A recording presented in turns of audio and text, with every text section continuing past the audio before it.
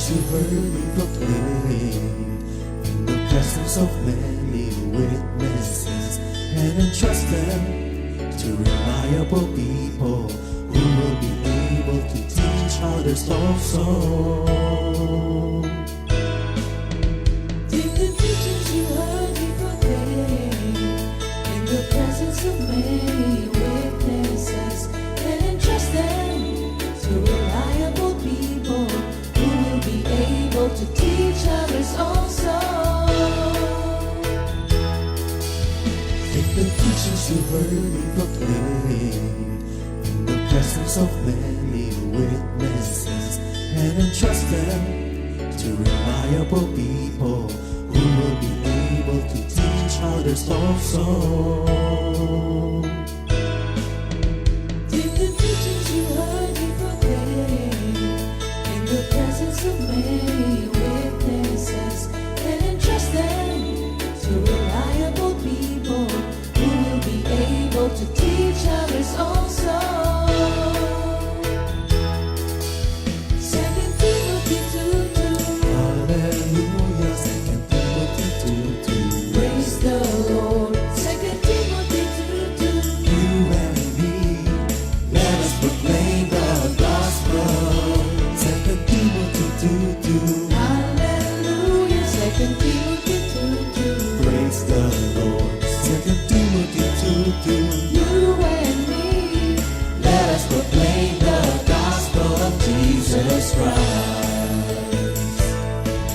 Take the teachings you heard me proclaim in the presence of many witnesses, and entrust them to reliable people who will be able to teach others also. take the teachings you heard me proclaim in the presence of many witnesses, and entrust them to reliable people who will be able to teach others also. 2 Timothy 2:2. Hallelujah, 2 Timothy 2:2. Praise the Lord. 2 Timothy 2:2. You and me, let us proclaim the gospel. 2 Timothy 2:2. Hallelujah. 2 Timothy 2:2. Praise the Lord. 2 Timothy 2:2. You and me, Let us proclaim the gospel of Jesus Christ. The harvest is plenty, but the workers are few. But as for me and my house, we will serve the Lord. We will serve the Lord.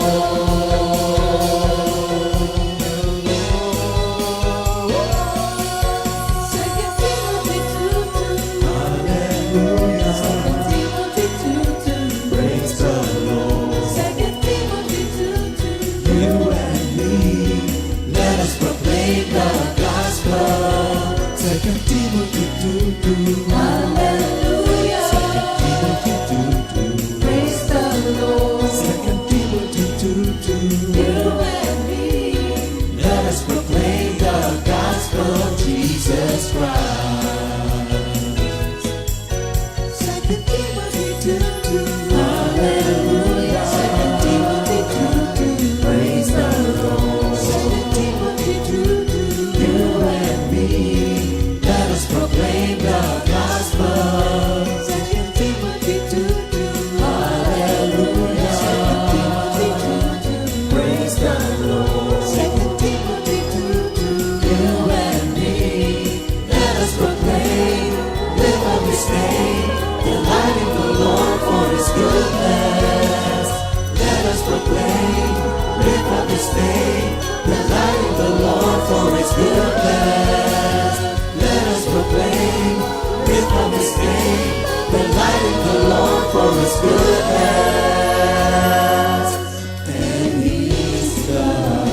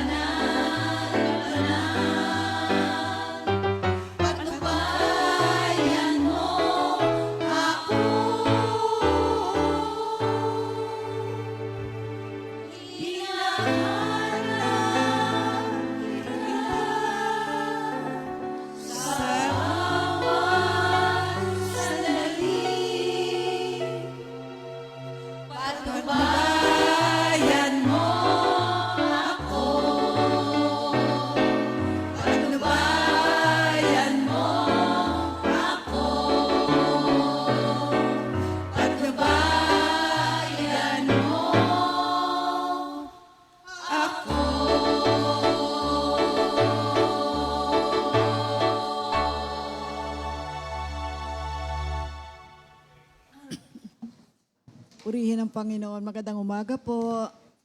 Purihin ang Panginoon. Magandang umaga sa ating Panginoon, sa ating mga kapatiran, sa lahat na po ng mga naka-online na.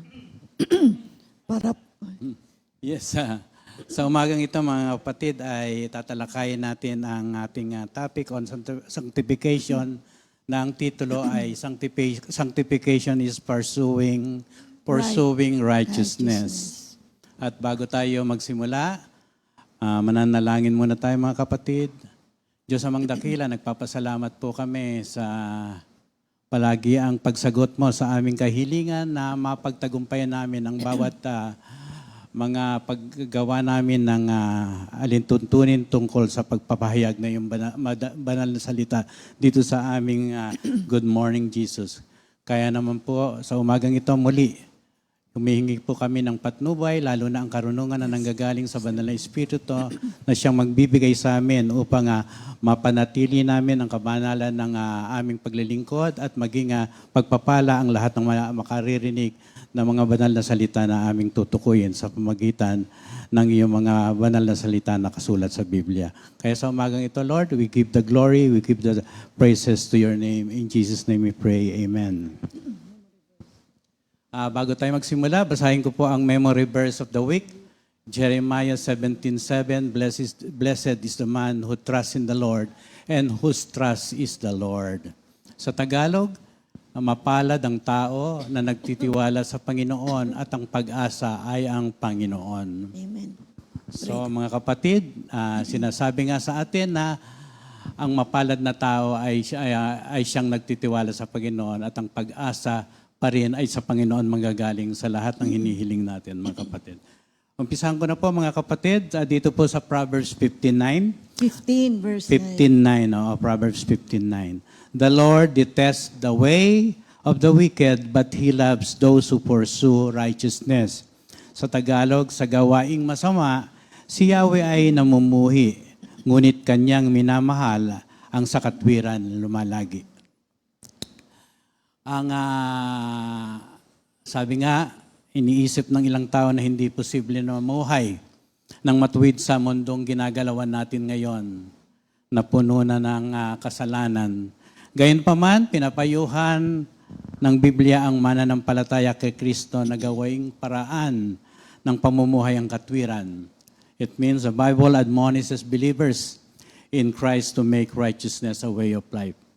Nasusulat nga sa Pilipos 4:8-9, sa wakas mga kapatid, anumang totoo, anumang marangal, anumang matuwid, anumang dalisay, anumang kaibig-ibig, anumang bagay ay kahanga-hanga, kung mayroon man ay napakahusay o kapuri-puri, isipin ang tungkol sa mga bagay na ito.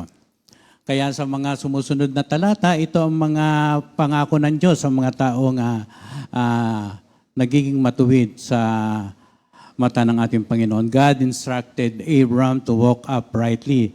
Sa Genesis 17:1, noong 99 na taong gulang si Abram, nagpakita sa kanya ang Panginoon at sinabi, Ako ang Diyos, makapangyarihan, lumakad ka sa harap ko ng tapat at maging walang kapingtasan. Ito rin ang nabanggit ni Job sa 17:9. Sinabi ni Job na kung ang sino man ay magpapatuloy sa daan ng katwiran, ang kanilang buhay ay gaganda at magniningning. Gayunpaman, ang matuwid ay mananatili sa kanilang mga daan. Ang may malinis na kamay ay lalakas. At sa Kawikaan 4:18, ang landas ng matuwid ay parang araw sa umaga na sumisikat ng mas maliwanag hanggang sa ganap na liwanag ng araw. Isa pa mga kapatid, sa awit 37:23-24, ang gabay ng tao sa kanyang paglakad ay itong si Yahweh, kung nais maligtas. Sa gawain niya, ang Diyos ay nagagalak. Kahit na mabuwal, siya ay babangon, pagkat si Yahweh sa kanya'y tutulong.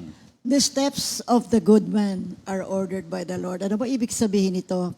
Ito po yung nagpapahayag sa atin na ang Diyos ay nagbibigay sa atin ng directions kung paano tayo mabubuhay sa mundong ito. Alam niyo yung ating Biblia, ang salita ng Diyos, ang ating roadmap para sa ating Christian living. At lahat ng ating mga pangangailangan, anuman ang ating gagawin, lahat po yan ay nakapaloob sa salita ng ating Panginoon. Ang mahalagang tanong natin, tinatanong ng iba-iba, kailangan ba akong mamuhay ng may katwiran? Why must I pursue righteousness? Ano ba ang kailangan gawin ko? Alam niyo, marami tayong pinipursu, mga kaibigan, mga kapatid. Tayo po, gusto natin magkaroon ng isang magandang financial stable life, magkaroon tayo ng magandang buhay, maayos na pamilya, merong mga naghahanap ng mapapangasawa nila. Marami tayong pinupursu, marami tayong ninanais para sa ating buhay. But the best of all is dapat we must pursue righteousness. Kaya sabi yung Proverbs 59, sabi nga, mahalaga ito because the Lord detests the ways of the wicked. Kinasusuklaman ng Panginoon ang lakad ng masama at kanyang minamahal ang mga taong naghahangad ng katwiran.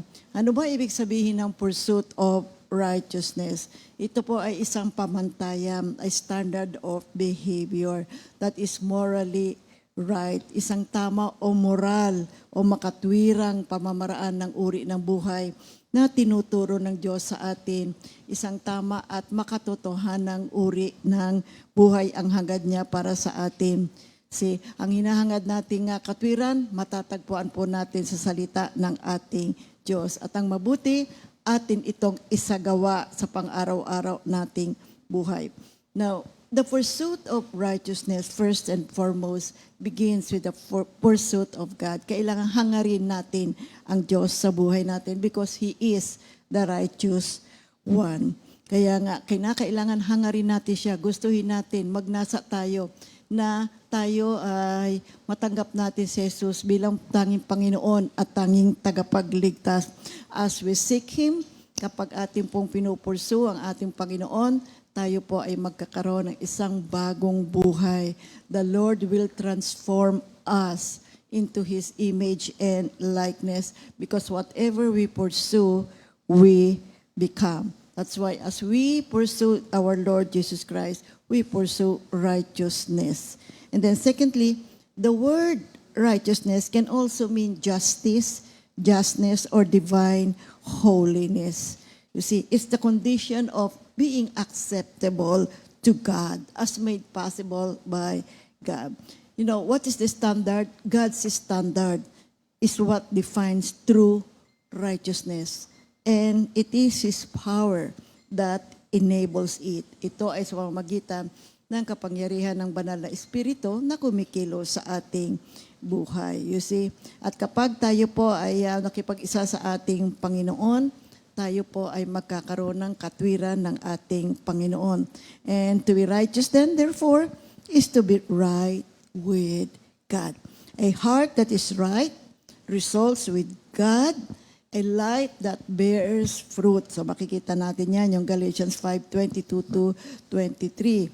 Mahalaga po ito mga kapatid sapagkat kailangan magkaroon po ng bunga ang ating buhay. So dito natin makikita na tayo po ay tunay na ligtas at tunay tayo nakipag-isa sa ating Panginoong Hesukristo. Meron naman tinatawag na self-righteousness. Ano ba ito? Ang self-righteousness is the opposite of what God desires. Ang mga Pariseo noong kapanahonan ni Hesukristo ay mga daluhasa sa sa pagmamatuwid sa sarili. Ngunit si Jesus ay may mga masasakit na salita para sa kanila. Yes, nangusap ang Ito ay Panginoon. naisulat sa Mateo 23, 27 hanggang 28. Kahabag-habag kayo, mga tagapagturo ng kautusan at sa mga Pariseo, mga mapagkunwari, ang katulad ni mga libingang pinaputi, magaganda sa labas, ngunit ang loob ay bulok at puno ng kalansay. Ganyan-ganyan kayo. Sa paningin ng tao ay mabubuti, ngunit ang totoo ay punong-puno kayo ng pagkukunwari at kasamaan. So sabi nga on the outside, you appear to people as righteous. But on the inside, you are full of hypocrisy and wickedness. Ito po ay pangungusap ng Panginoon sa mga taong ay mayroong self-righteousness. Ang isa pa, to pursue righteousness, ay nangangahulugan na dapat nating kilalanin na hindi natin mabibigyan ng kuluguran ang Diyos sa ating makasalanang kalagayan. Yan ay naisulat sa Roma 8:8. Kaya ang pagiging self-righteous sa pamamagitan ng ating mabubuting gawa ay dapat nating talikuran. At sa halip ay humingi tayo ng awa sa Diyos, manalangin tayo na baguhin ng Diyos ang ating isipan. Roma 12:2, at iayon tayo sa larawan ng kanyang anak sa Roma 8:29. And of course, to pursue righteousness, kapag hinahangad natin ang katangian ni Kristo, ay nakikita natin na ang hinahangad natin ang nakabanalan ay mangyayari sapagkat nais ng Panginoon na maiwasan natin ang pagkukunwari. Yun ang tinatawag nating sariling katwiran natin ng ating ipinamumuhay. Na maiiwasan natin ito kapag nauunawaan natin na ang tunay na katwiran ay nagsisimula sa makadiyos at mapagpakumbabang pabuhay. A godly humility. Oo, Yun ang sa kaya sinasabi nga sa sa atin. Proverbs 25:9, He leads the humble in the right way and teaches them His will. Kaya lang iwasan natin yung fleshly desires, mga kapatid.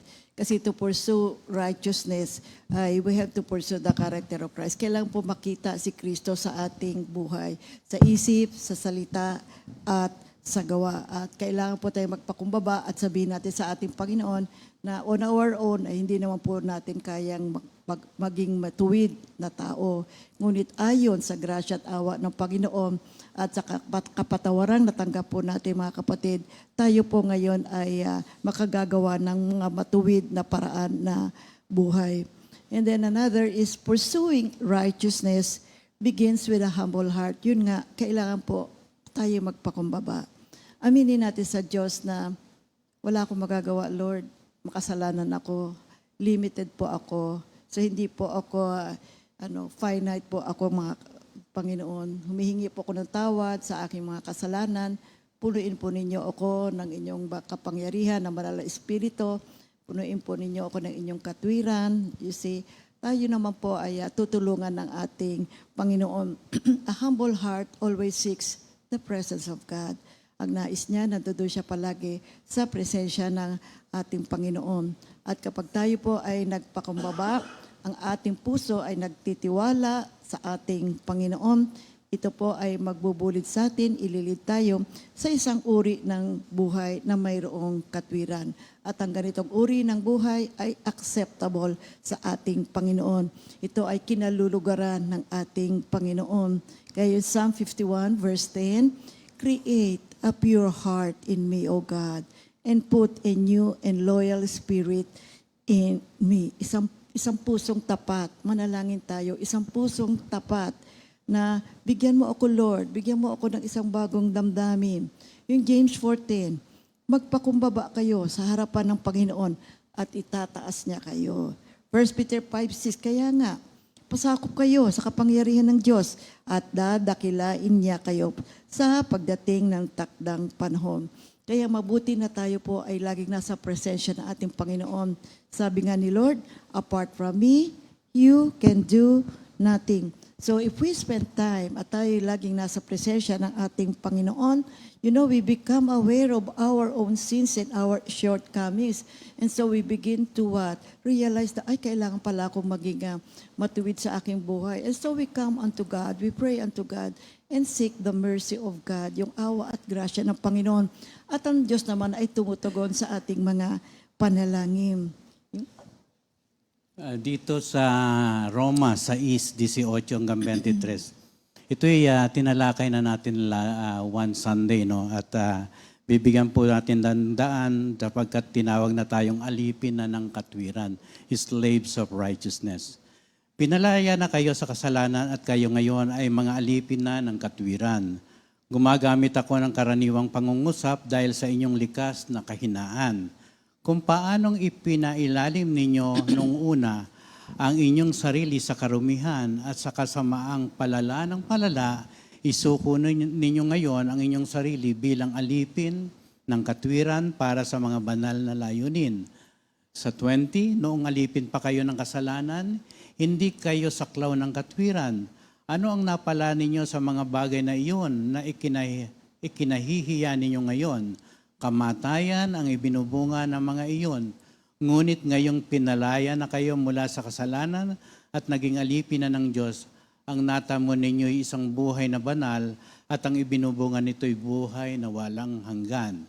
Sa 23, sapagkat kamatayan ang kabayaran ng kasalanan, ngunit ang walang bayad na kaloob ng Diyos ay buhay na walang hanggan sa pamamagitan ni Kristo Jesus na ating Panginoon. Dito sinasabi na ang banal na Espiritu ay nagtuturo sa atin na ang Kristiyano ay dapat hangarin ng katwiran dahil mayroon na tayong isang pinakamagaling na guro. Isang bagong guro, isang mapagkakatiwalang guro na si Hesus Kristo na nagbibigay ng bagong uri ng buhay, buhay na may kabanalan, at kay Kristo mayroong buhay na walang hanggan, mga kapatid. Sa Proverbs 21, talata 8, talata 16 at 21, ito ang sinasabi. Ang landas ng may sala ay paliko-liko, ngunit ang lakad ng matuwid ay laging wasto. Sa 16, ang lumilihis sa daan ng kaalaman ay hantong sa kamatayan. At sa verse 21, ang lumalakad sa daan ng katwiran at katapatan ay nagkakamit ng buhay at karangalan. Ano ba ibig sabihin ng righteousness? According to Merriam-Webster Dictionary, unang-una, it is acting in an upright, moral way, a righteous and godly person, ang namumuhay ng may katwiran. Ang synonyms ito is right, fair, honest, or good. So, righteousness or rectitude is the quality or state of being morally correct and justifiable. See, again, it is synonymous with rightness or being upright or to the light and visible. Ano ibig sabihin ito? Yung ang katwiran po ay ang katumpakan o ay kalagayan ng pagiging tama, morally excellence. At ito ay mahalaga sa buhay natin, mga kapatid, sapagkat kapag ang isang tao ay namumuhay ng matuwid, ito po ay nahahayag, nakikita. Ang isang matuwid na uri ng pamumuhay ay nahahayag, maliwanag na maliwanag, at ito ay ating nasasaksihan. At tayo rin mismo, makikita natin sa ating sarili ang pagbabago kapag tayo po ay tunay na sumunod sa mga alituntunin ng ating Panginoon. So, righteousness is the character or the quality of being right or just. You see, we have to be, ought to be before God and man. Kung ano ang gusto ng Panginoon at kung ano ang kanyang panuntunan, yun ang ating ipinamumuhay. Merong mga pamamaraan ang Diyos at yan ay makikita natin sa kanyang mga banal na salita at yun ay mabuting ating sundin. Kasi yung Acts 10:35, nalulugod siya sa sino mang may takot sa kanya at gumagawa ng matuwid kahit taga saan mang bansa. So in a very simple answer, righteousness is doing what is right in the sight of God. Gawain kung ano ang mabuti ayon sa mata ng ating Panginoon. So to be righteous is to do everything that God calls us to do. So we act with righteousness kapag tayo po ay nabubuhay justly, fair tayo sa ating kapwa, tayo po ay honest, transparent tayo, wala tayong itinatago, and faithfully sumusunod tayo sa mga instructions ng ating Panginoon. Tapat tayo, makatarungan, at kung ano pinagagawa ng Diyos ang mga tagubili ng ating Panginoon ay sinusundan natin. You know, righteousness is a biblical subject. And the word righteousness appears 302 times in the Bible. And the word righteous is found 238 times in 225 verses. So, righteousness simply means doing what is right in the sight of God. In 1 John 3:7-10 and Acts 10:35. Yung Greek word ng... Nakaya naman natin kung anong meaning ng righteousness sa Grego. Sa Grego, it is dikaios. D-I-K-A-I-O-S. Number Dalawa one. po ang sinasabi dito ng meaning. Una. Unang-una, to be holy in position. Ito po yung tinatawag This nating... refers to justification. Oo, ito yung tinatawag nating justification, to be holy in position. It means to desire to be right with God. Okay, take note. The desire to be right with God. God. Okay. And the meaning of to be right is God's part when we come by faith and repent of sin. Tunay nga na hindi natin makakamit ang tunay na katwiran sa pamamagitan ng ating sariling gawa. Ito'y ipinakaloob sa atin ng ating Panginoon sa pamamagitan ng pananampalataya. Ito'y sinabi niya sa Pilipos 3:9. Ang katwiran ay dumarating sa pamamagitan ng pananampalataya kay Heso Kristo. At ang pangalawa po ay yung tinatawag nating sanctification, to be holy in practice. Meaning, The desire. pag tayo'y nabigyan na ng katwiran, we are justified, tayo po we put this into practice. Meaning, to desire to live right for God. Take note. Yung to be holy in position, now this is the desire to be right with God. Dito pagdating niya to be holy in practice, ito yung sa sanctification, it means to desire to live right with God. Oo. So yung una, to be right with God. Yung pangalawa, to live right with God. For God. To live right, Yan ang sanctification. and to live right is our part. Our part. As we cooperate with God's Spirit in the transformation process. Yes. So righteousness is an action by faith and should come forth in our day-to-day lives. Kaya nga tinatalakay natin itong sanctification sapagkat ito na ang ating katayuan ngayon after being justified by our Lord Jesus Christ. Ang mamuhay ng tama ay bahagi natin upang nakikipagtulungan tayo. Ang mamuhay ng tama ay bahagi na ng ating buhay. Dapat tayo makipagtulungan sa Diyos sa proseso ng pagbabago. Ang katwiran ay isang pagkilos sa pamagitan ng pananampalataya na dapat na nakikita sa ating pang-araw-araw na buhay.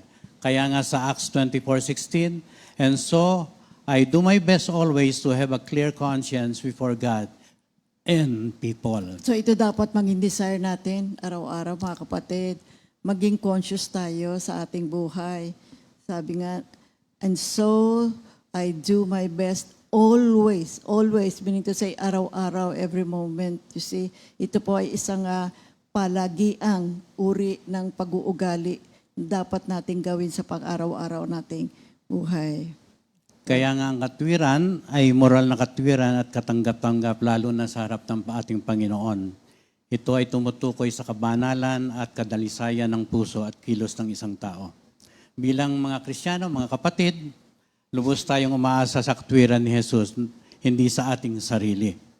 Ang pagiging self-righteous ay isang katwiran na nagmumula sa sariling kabutihan at gawa ng isang tao. Kaya nga, our own works, apart from Jesus Christ, is still just a filthy rags. Kaya nga ito ay sinabi niya sa Isaiah 64, verse 6.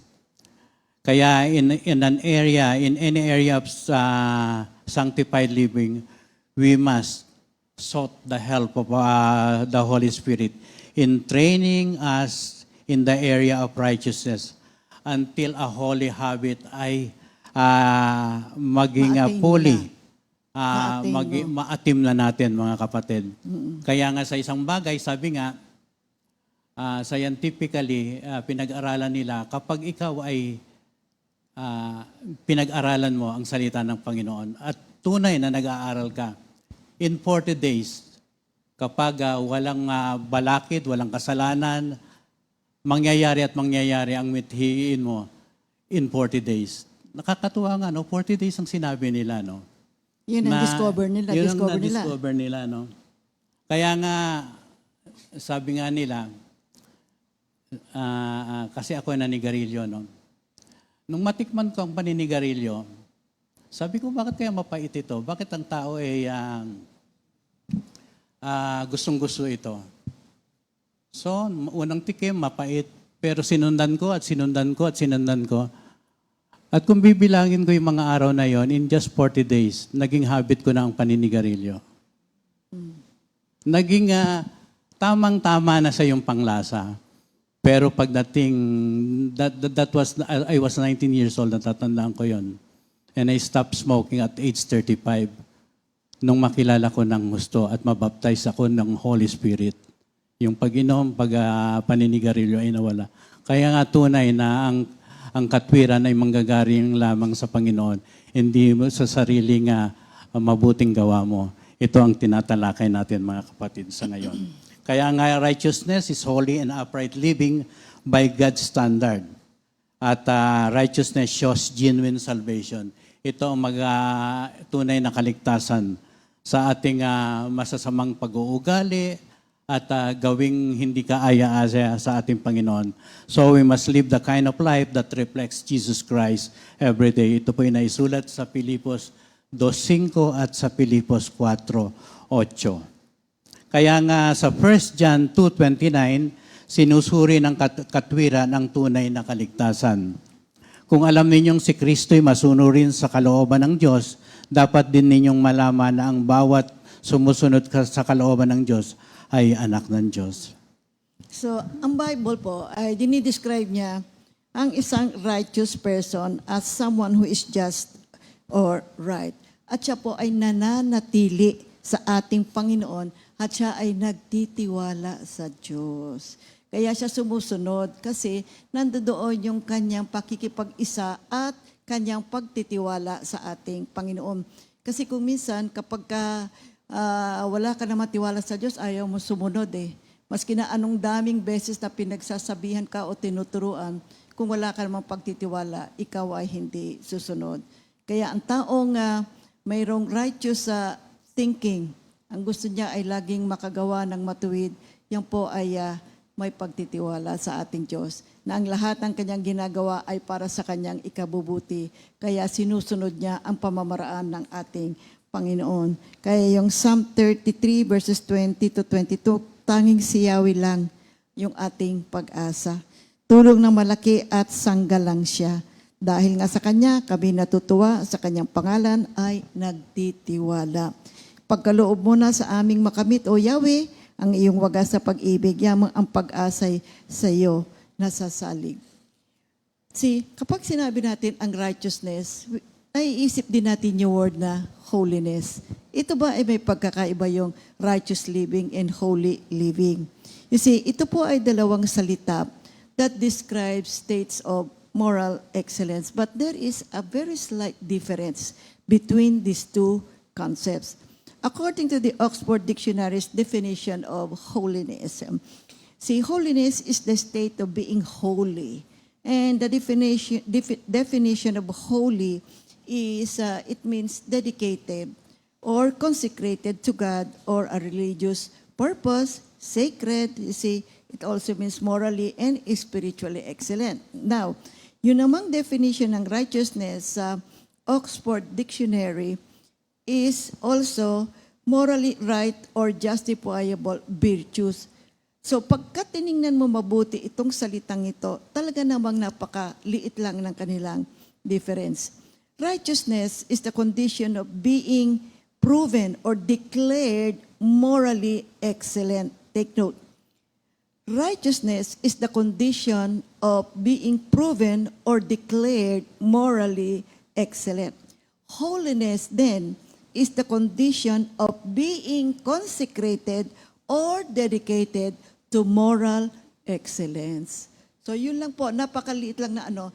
Pero both of these words, ay ito po ay nangangailangan ng isang matuwid na uri ng pamumuhay. Isang malinis na uri ng pamumuhay na may pagsunod at pagtitiwala sa ating Panginoon. So, it's the quality of doing what is right. Yan po ay kailangan palagi nasa isipan natin ng lahat ng ating mga pagkilos ay tama ayon sa mata ng ating Panginoon.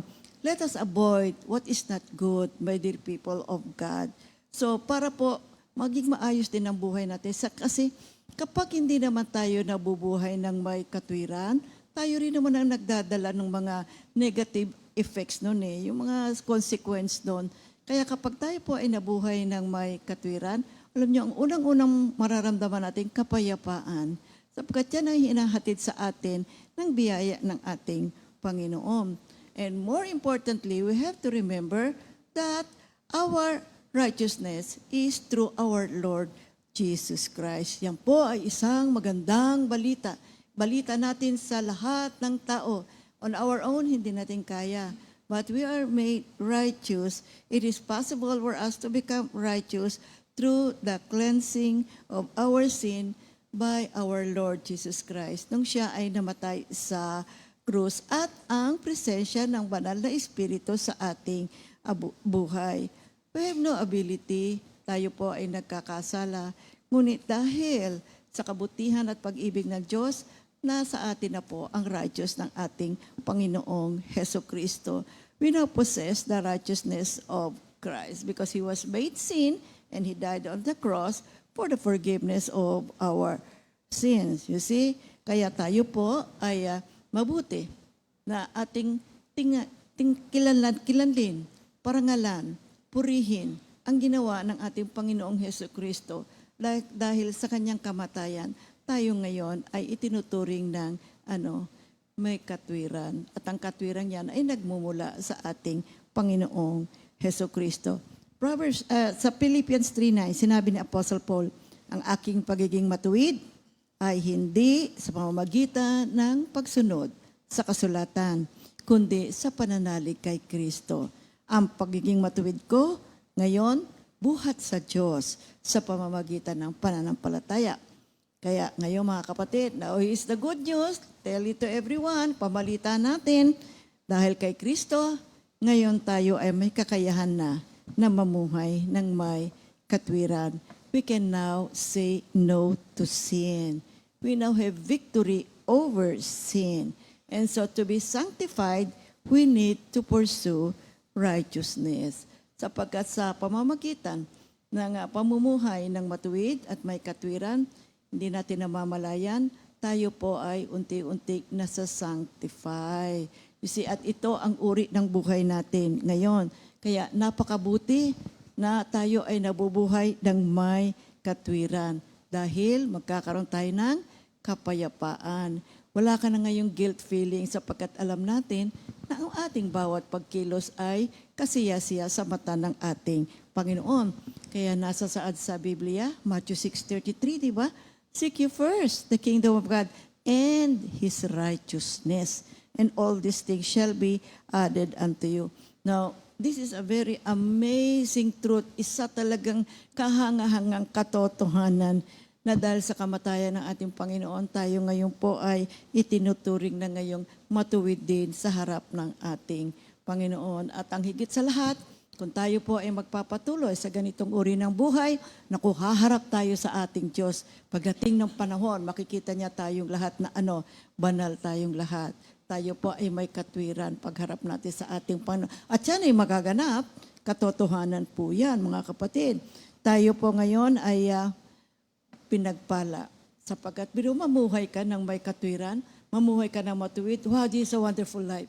Napakabiyayang buhay ngayon yan.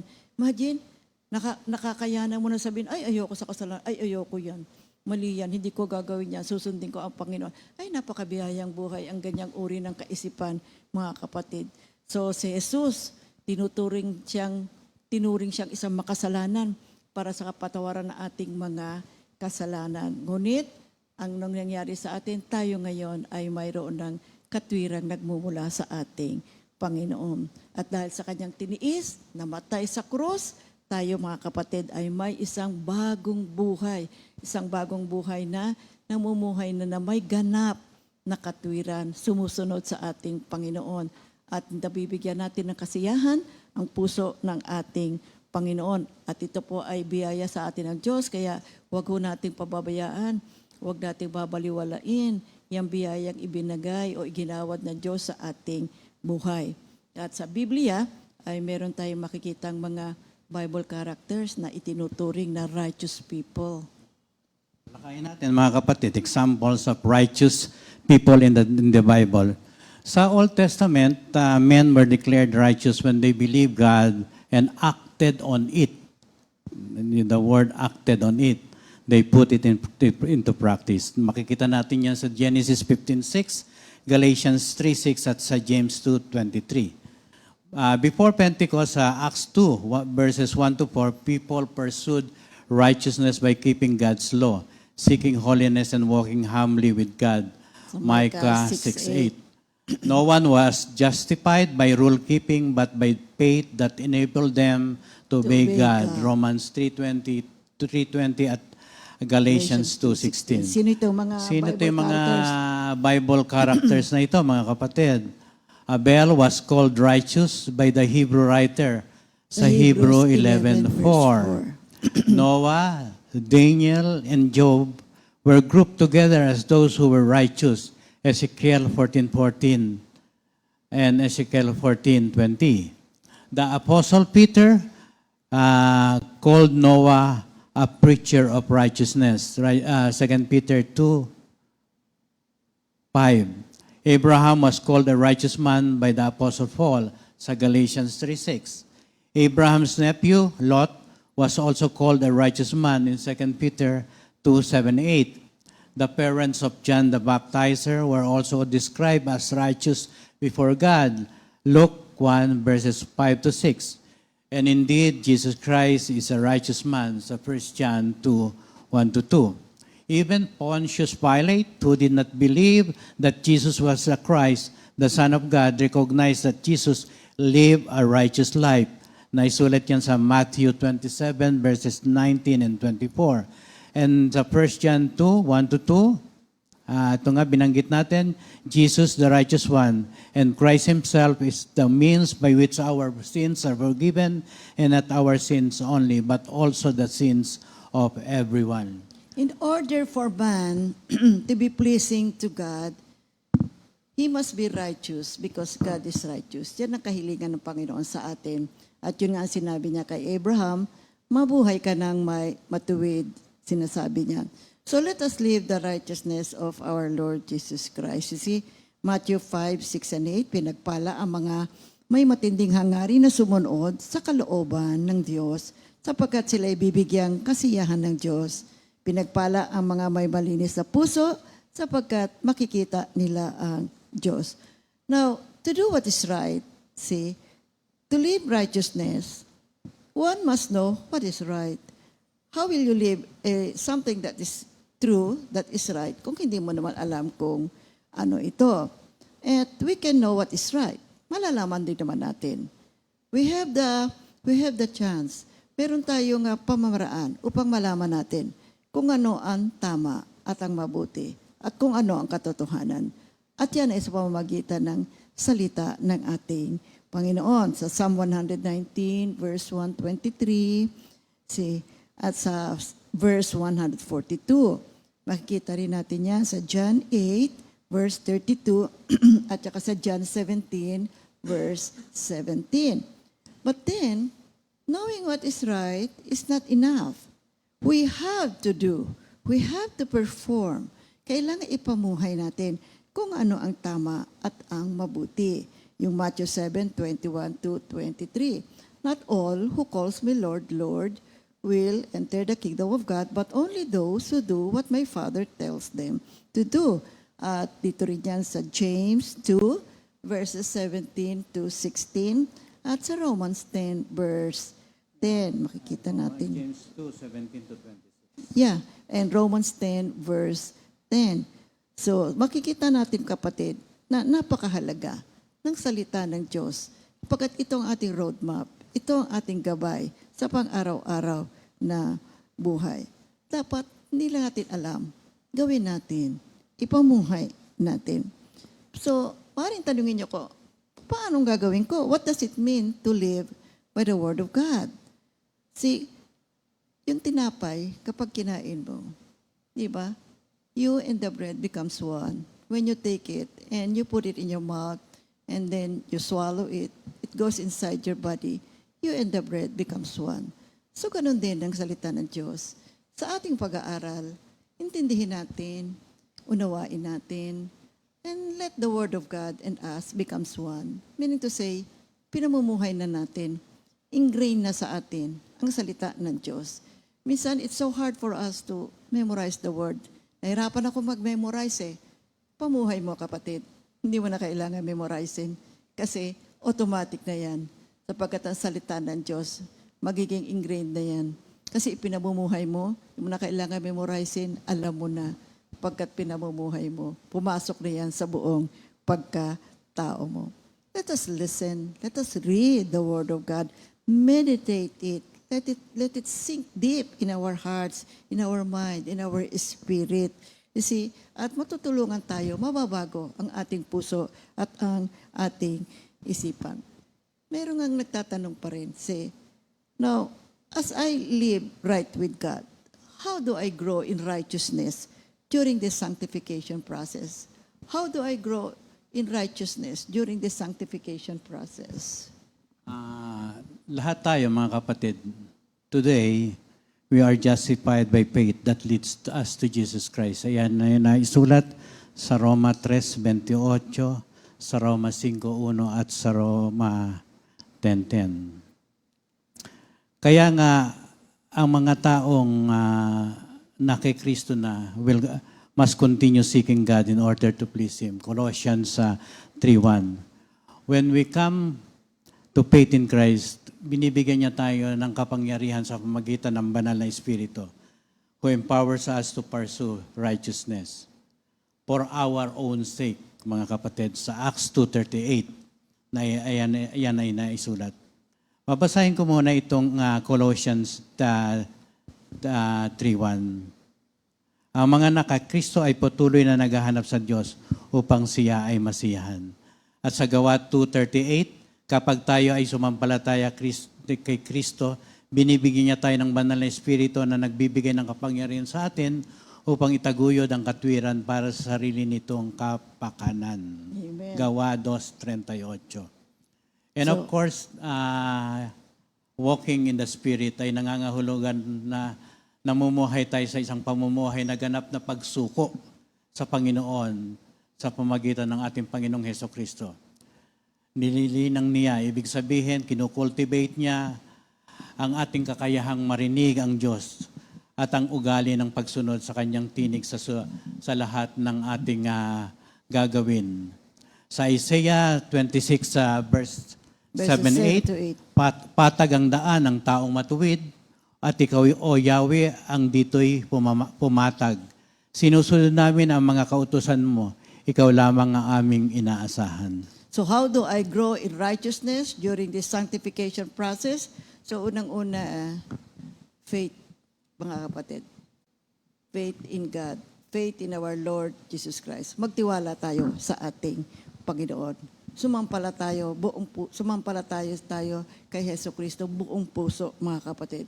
Pangalawa, walking in the Spirit. In Galatians 5:16 and verse 25. So, yung walking in the Spirit, sa nangangahulugan tayo, namumuhay tayo na may ganap na pagsuko sa Panginoong Hesukristo. Let us submit ourselves to God. See, ating ilagak ang ating buhay sa ating Panginoong Hesukristo. At makita natin, maririnig natin ang boses ng Diyos. If we come in a humble spirit sa ating Panginoon, siya po ay kikilos, mangungusap, tutulungan niya tayo upang magampanan natin ang mga panuntunan ng ating Panginoon. At ikatlo, you see, ang Panginoong Diyos, ginagawa niya at inaayos po niya, ini-smooth niya ang ating buhay if we walk in righteousness, if we walk in the Spirit. Yes, maybe there are still some bumps along the way, no? Meron pa rin tayong mga negative situations along the way. But alam po natin ang lahat ng ito. Ang sino mang nakikiisa at patuloy na nakikipag-isa sa ating Panginoon, maayos po ang ating buhay. Kung meron man tayong mga negative situations, yan po ay na-overcome natin, nahahakbangan natin ayon sa mayamang tulong at awa at grasya ng ating Panginoon. Maaaring tanungin niyo po, paano ko naman malalaman kung ano ang will ng Diyos para sa akin? Di ba? You know, if we pursue righteousness, unti-unti yung mga kapatid ay i-reveal ng Diyos ang kanyang nais para sa ating buhay. We have to remember this, the Lord reveals Himself to us through the Word of God. But we have to walk in obedience. We have to walk in a righteous kind of life. Sapagkat ang Diyos, paano niya ibibigay, paano niya i-reveal ang kanyang sarili sa mga taong hindi naman sumusunod sa Kanya. God is too holy to give Himself to anyone who is disobedient. At kung hindi ka naman susunod, paano ibibigay ng Diyos ang kanyang sarili? How will God reveal Himself? Kasi hindi tinatanggap ang Panginoon ng mga taong hindi naman nakakilala sa Kanya, hindi naman sumusunod sa Kanya. Kaya napakahalaga po ng pursuing righteousness eh. Kasi if we do this, and this is our kind of life, every day of our lives, the Lord is going to work wonders in our lives. You're gonna see miracles. Miracles upon miracles every day of your life. Maring sabihin mo, meron pa bang milagro na gaganap kayo? Yes, so many, mga kapatid. You see, yun lang isang may pagbabagong uri ka o natanggal na yung isang ugali mo na dati ay hindi naman nandiyan sa'yo at hindi naman nawawala na yan. Then that is a miraculous act of God. You see, kaya yung patuloy na pamumuhay ng may katwiran, ito po ay napakalaking biyaya para sa ating lahat. Kaya ang landas po ng matuwid ay ordered by the Lord. Ulitin natin yung Psalm 37:23-24. The steps of a good man are ordered by the Lord. You see? And He is pleased sa kanyang uri ng pamumuhay.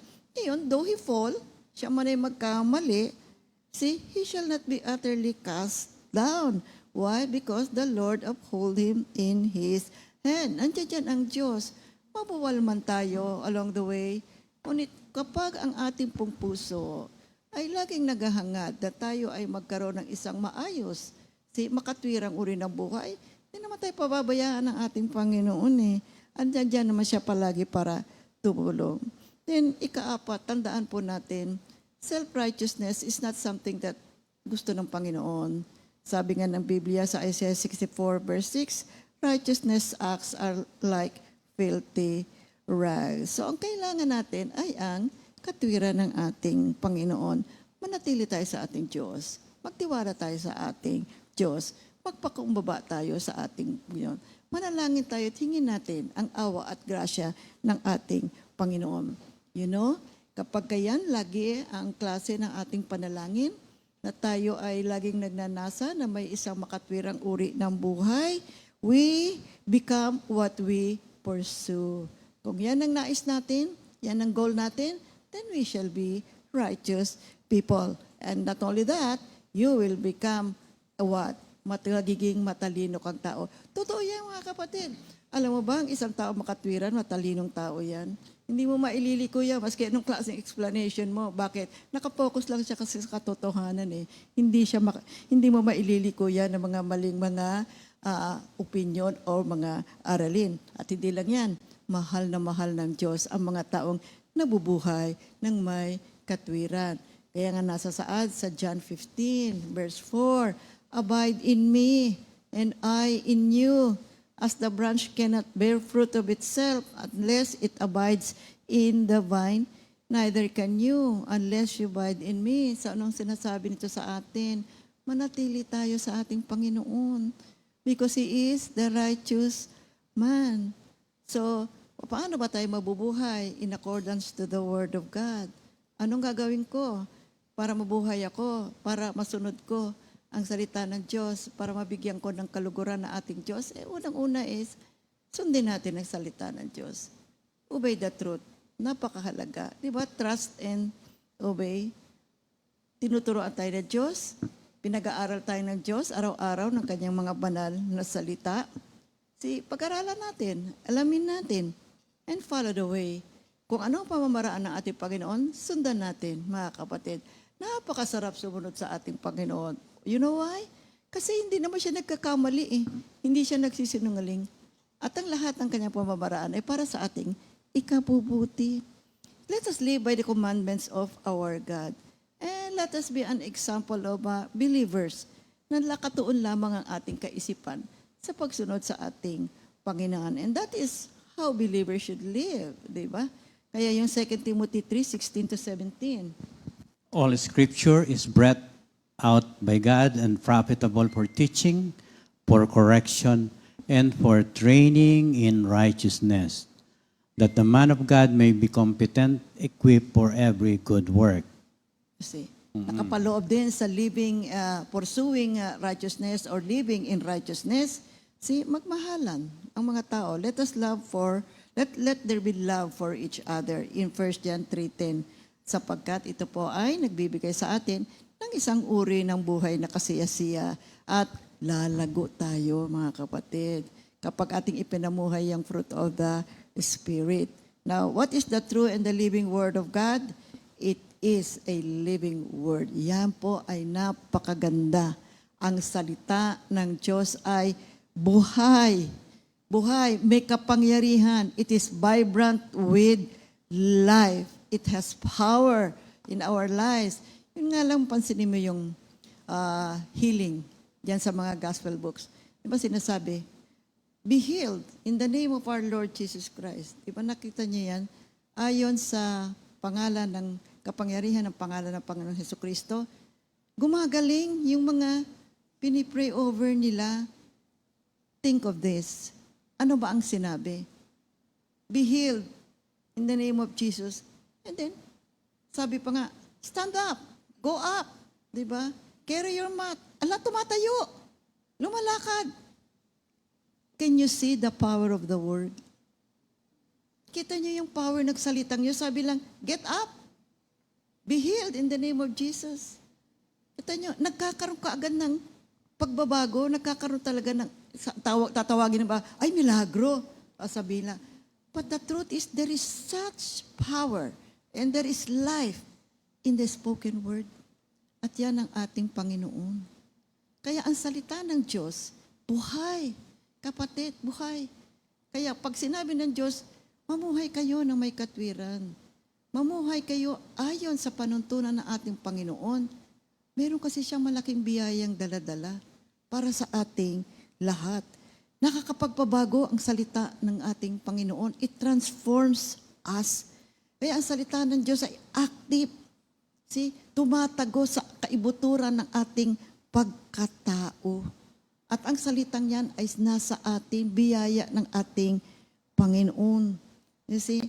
Kaya yung Titus 2 verses 11 to 12. For the grace of God has appeared, bringing salvation for all people, training us to renounce ungodliness and worldly passions, and to live self-controlled, upright, and godly lives in the present age. Ano ba yung blessings ng righteous living? Yeah. Sige, ano bang... Meron ano palang return on investment itong pamumuhay ng... Why is righteousness important in our lives? Unang-una. Why is righteousness important in our life? Righteousness brings a man closer to God. Yes. At it enhances fellowship with the Almighty God. Katulad ni Adam, he enjoyed divine fellowship with God before he fell. Because of unrighteousness, yun nga, nahiwalay na siya sa ating Panginoon. There is also power and authority in righteousness. It gives us victory in battles. It always brings God's presence and brings boldness sa ating mga testimony, pagbibigay ng salita ng ating Panginoon. Remember this, my dear people of God. You see, when we live a righteous life, it brings unto us the presence of God. See, nandiyan ang presensya ng Diyos. Kasi nalulugod siya sa mga taong namumuhay ng may katwiran. At kung tayo ngayon ay nabubuhay sa presensya ng Diyos, we are victorious people. There is victory in our lives. You see, mag-i-enjoy tayo ng biyaya na nagmumula sa ating Panginoon. Na kung minsan meron kang prayer request, ang tagal-tagalan ng prayer request mo, nakalimutan mo na nga na meron kang prayer request, bigla na lang darating sa iyo. Biyaya ng Diyos yan, mga kapatid. Okay. Ikalawa po. Ikalawa, righteous living makes you a partner with the Almighty God. Yes. Naisulat yan sa Genesis 18:17 to 19. And the moment you become God's partner, certain things will begin to run away from you. Yung mga sakit, of course, no? Yung mga negative yung mga attitude, evils na yan, yeah, naku, evils na yan. aalis yan. Oo. Lalayo lahat yan, mga kapatid. Yung mga devourers sa Malakay 3:10 to 11. Yung Mga kalungkutan sa Proverbs 10:10-22. Mga kinatatakutan mo sa 18:28, Proverbs 28:1. Oo nga kapatid. Oo. Alam niyo, maraming mawawala. Yung mga negative things na sa buhay natin, mawawala yan kapag tayo po ay namuhay ng may katwiran. Kasi kapag tayo po ay nakaugnay, nakipag-isa tayo sa ating Panginoon, tayo nagtitiwala sa ating Panginoon, ginagampanan natin yung kanyang panuntunan na live with righteousness. Naku, ang daming negative things na aalis sa ating buhay. Minsan nga, meron kaming pinuntahan, pinray over namin. Sabi ng asawa, hindi kasi siya makatayo lagi na lang nakahiga. Sabi, bakit naman? Nung kinausap namin, tapos tinanong ko, bakit ayaw mong tumayo at lumakad? Kasi natatakot ako Natatakot ka? Bakit ka natatakot? Ewan ko, basta. Sabi niya, ayokong gumalaw. Ayoko tumayo. Natatakot ako. And then I asked him, who told you to become fearful? Sino nagsabi sa iyong matakot ka? At sino sabi sa iyo na kapag gumalaw ka, ay may mangyayaring masama sa iyo? Tapos sabi niya, alam ko, konti na lang ang panahon ko. Sabi niya, sino nagsabi sa iyo? Sabi ko sa kanya na konti lang panahon mo. Sabi ko, alam mo, ang laki ng pag-asa mong gumaling. Sabi niya, bakit? Lakas ng boses mo Sabi ko, lakas-lakas ng boses. Siyempre, kung mahina, alam mo, sister, mahina. Dapat gano'n. Lakas-lakas ng boses mo Sabi ko sa kanya anong sinasabi mong mahina ka? Tapos sabi niya, alam mo, nagpatawa, malakas talaga ang boses ko, lalo na pag nag-aaway kami ni sister. Sabi mo sa akin, sagot naman ng asawa, ay oo, ang lakas nga ng boses namin dalawa. Kita mo? Sabi ko ganyan. Di malakas ka. Sino may sabi sa iyo na matakot ka? Yan po ay gawain ng kaaway, kapatid. Kaya napakahalaga na pananampalataya Makaisa tayo, magtiwala tayo sa ating Panginoon. Sabi ko, alam mo, dapat mong gawin, humingi ka tawad sa mga kasalanan mo. Yung fear na yan, kasalanan yan, dapat pagtitiwala sa ating Panginoon. You see, baka naman iniisip mo lang yan, pero hindi naman yan totoo. Alisin mo yan sa sarili mo. Totoo yan, kapatid. Kung minsan, alam nyo, maraming mga negative sa buhay natin, we just don't understand. No? Na yan po ay kung minsan consequences ng ating mga maling pagkilos sa ating buhay. Marami pong mawawala mga negative na bagay po sa buhay natin, sa pagkatao natin, sa karakter natin, sa ugali natin, kung tayo po ay mamumuhay ng may katwiran. Huwag natin pairalin yung mga negative na yan. Marami yung dadalhing problema sa buhay natin yan. Kaya yung Exodus 15:26, dito muna sa Genesis 18:17-19, sinabi ni basahin mo Yahweh, muna. hindi ko dapat ilihim kay Abraham ang aking gagawin, sapagkat pinili ko siya upang maging ama ng isang malaki at makapangyarihang bansa. Sa pamamagitan niya ang lahat ng mga bansa sa daigdig ay aking pagpapalain. Pinili ko si Abraham upang turuan niya ang kanyang lahis na sumunod sa aking mga utos, sa pamamagitan ng paggawa ng matuwid at pagpapairal ng katarungan. Kapag nangyari iyon, tutuparin ko ang aking pangako sa kanya.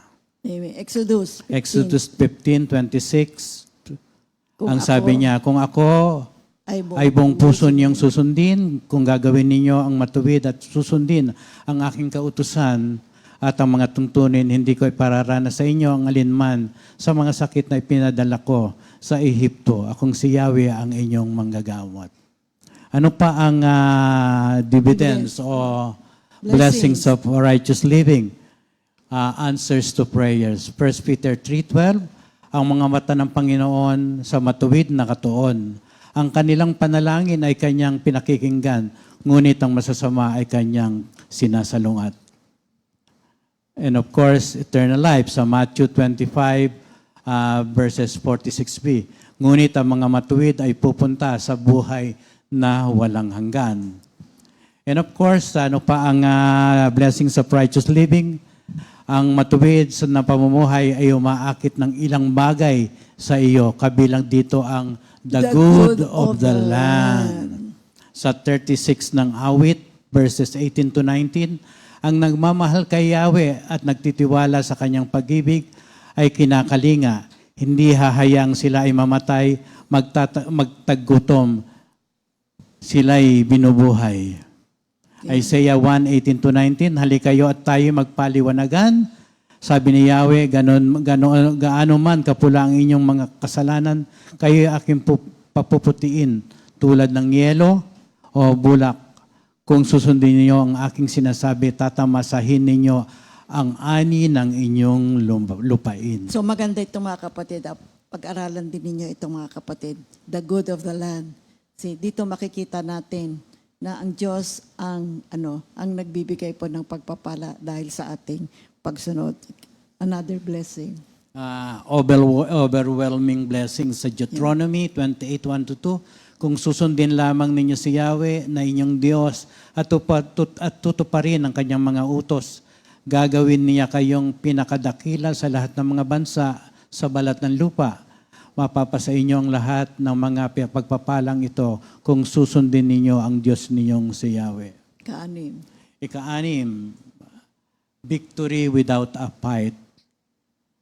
Ang mga sa Deuteronomy 28:7, ang mga kaaway na magtatangkang lumaban sa inyo ay matatalo ninyo sa tulong ni Yahweh. Sasalakayin nila kayo, ngunit magkakanya-kanya sila sa pagtakas. And sa awit 92 verse 12, tulad ng palmera, ang taong matuwid, tatatag ang buhay, sedar ang kagaya, kahoy sa Lebanon, lalagong malabay. Wow, praise the Lord. At sa Jeremiah 17 verse 7 and 8, mapalad ang mga taong nagtitiwala kay Yahweh. Pagpapalain ang umaasa sa Kanya, katulad niya isang punong kahoy na nakatanim sa tabi ng batisan. Ang mga ugat ay patungo sa tubig, hindi ito manganganib kahit dumating ang taginit, sapagkat mananatiling luntian ang mga dahon nito.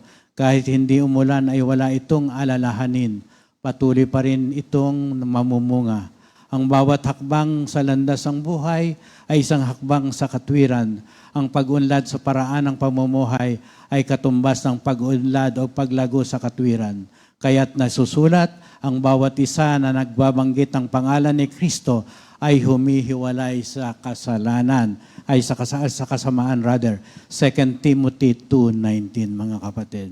So, purihin ang Panginoon, mga kapatid. Napakahalaga po ng katwiran sa buhay natin at ating igalang, irespeto, purihin, sambahin ang banal na pangalan ng ating Panginoong Jesucristo dahil sa kanyang tiniis sa krus, tayo pong lahat ay napatawad sa ating mga kasalanan at ngayon ay sumasa atin ang kanyang katwiran. We now have victory over sin. We can now say no to sin. Kaya po natin ngayong kapatid na tumanggi sa kasalanan. So let us pursue righteousness in the grace and mercy of our Lord. Amen? Okay. Para po Okay, sa the Lord pagbati. bless you and keep you. Okay. The Lord makes His face shine upon you and be gracious to you. The Lord turn His face toward you and give you peace. In Jesus' name we So pray. happy birthday, Amen. June 21, mga kapatid. Brother Olan Salvacion, Brother Rodolfo Victoria Jr., Sister Josie Vargas. And happy anniversary, Brother Henry and Sister Mel Manansala, Brother Otan and Sister Ana Bartolome, and Brother Joseph and Sister Lorena Igno. Happy birthday po sa inyong lahat at happy anniversary. Magsaya kayo ayon sa biyayang kaloob ng Panginoon sa inyo ngayon at magpakailanman. God bless everyone.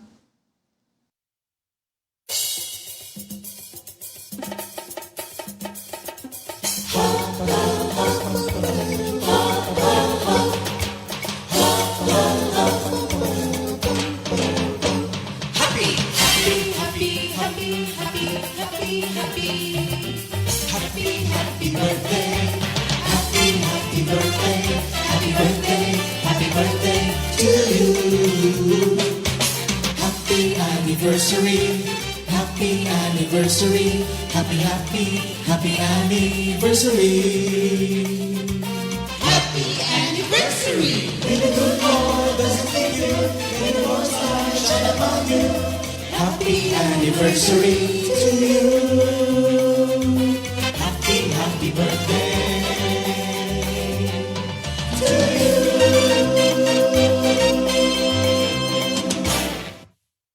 Po sa ating mga announcements, mga kapatid, meron po tayong Life in the Spirit Seminar sa East Area bukas, June 22, 24 at 8 o'clock a.m. sa ating Comfy East Worship Center. At ikalawa, merong CSM LSS Parañaque Worship Center, August 24, 2024, Saturday at 8 a.m. Open to all areas including outreaches. And then Family Affair, Foundation Day and Album Launching, October 26, 2024, South Mall Events Center. Yung pong ating LSS bukas sa East Area, kayong lahat po ay ating inaanyayahan mga kapatid. Kayo po ay nakapag-LSS na o yung mga bago pa at hindi pa naka-attend ng LSS, lahat po kayo ay inaanyayahan mga kapatid. Let us be filled with the Holy Spirit. Jesus loves each and every one of us. Amen? So, now we have a repeat new song of the week. Sa iyo, nagtitiwala at naniniwala ako. Composed by Sister Tess de los Santos.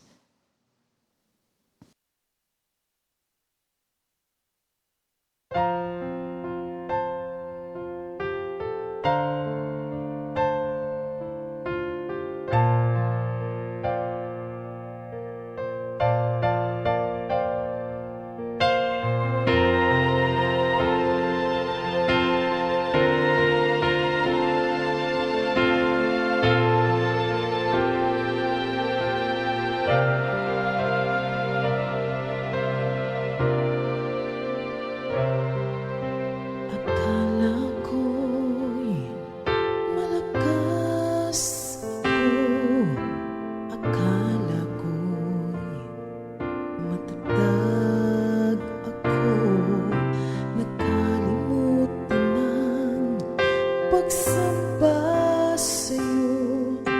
Akala ko kasi kaya ko nang mag-isa. Maling-mali ako sa kapalaluan ko. Maling-mali ako sa kayabangan ko. Isang tapik lang sa akin, umuwal ako.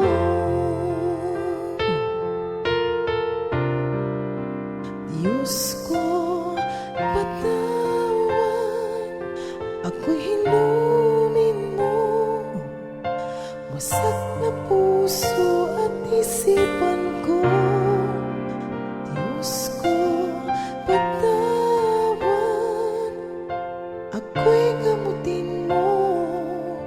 Sa'yo lang magtitiwala at maniniwala ako.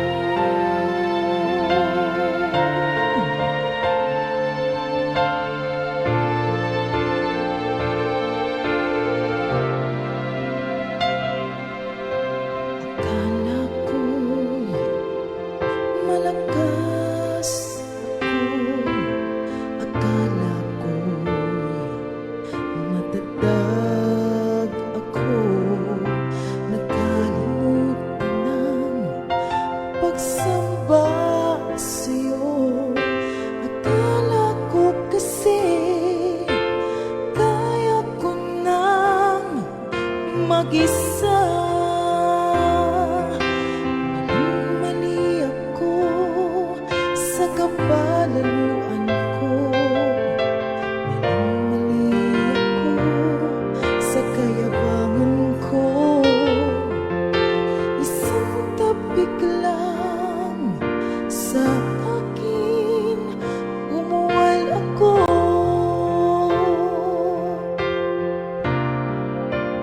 Diyos ko, patawad, ako'y hinumin mo. Wasak na puso at isipan ko. Diyos ko, patawad, ako'y gamutin mo. Sa'yo lang magtitiwala at maniniwala ako.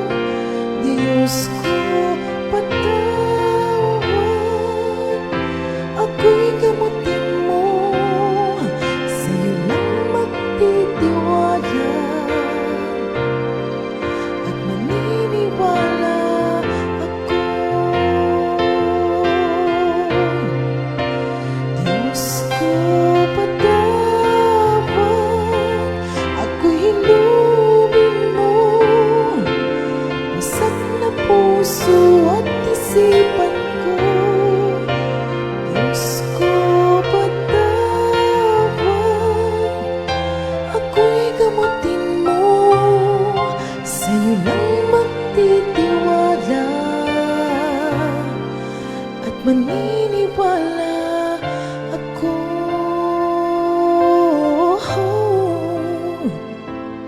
Sa'yo lang magtitiwala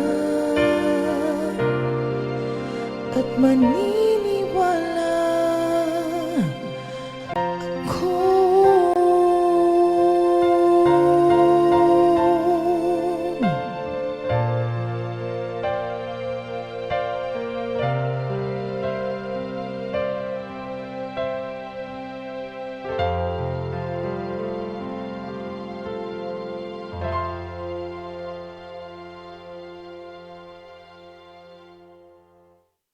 Second Timothy